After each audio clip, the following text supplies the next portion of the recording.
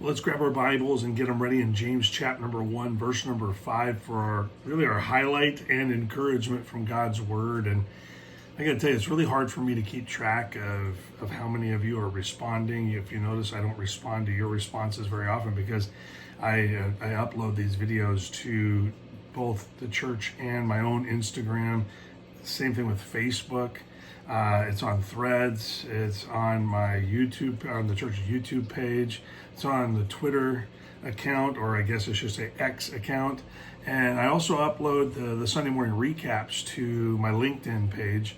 And so I have all of these different areas where it can be promoted. And oftentimes I have people share these videos, and so I have no idea how many of you are out there listening to or being encouraged by these, but I just want to thank you for watching, and I hope that they are a great help to you.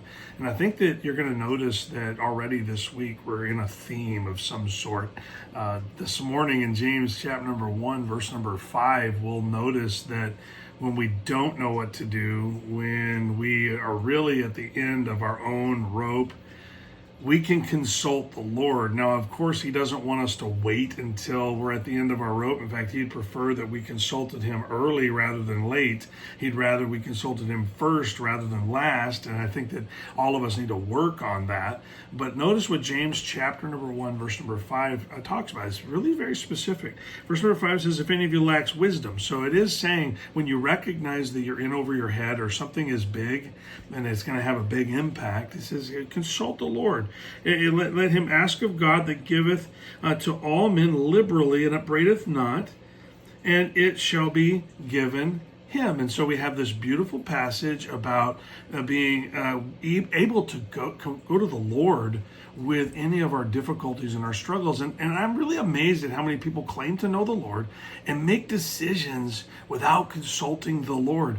For some reason, we tend to weigh details and make decisions from our own understanding. James is trying to help us with that, because I think that in the long and the short of what he's saying, if any of you lacks wisdom, well, everyone lacks wisdom. If anyone needs help, well, everyone needs help. It's really the gist of what he's saying. If any of you recognizes finally that you're in over your head, that you really need God's help, we need to understand God in what He wants. I mean, James tries to help us all understand that not only will God give the wisdom we need, He'll give then some. I mean, so it's going to give more than we don't even have to worry about Him mocking us or for not having all the answers or asking a dumb question. And God is on our side, and James is trying to help us understand that the strength that is available to us is available to us out of love, not out of some sort of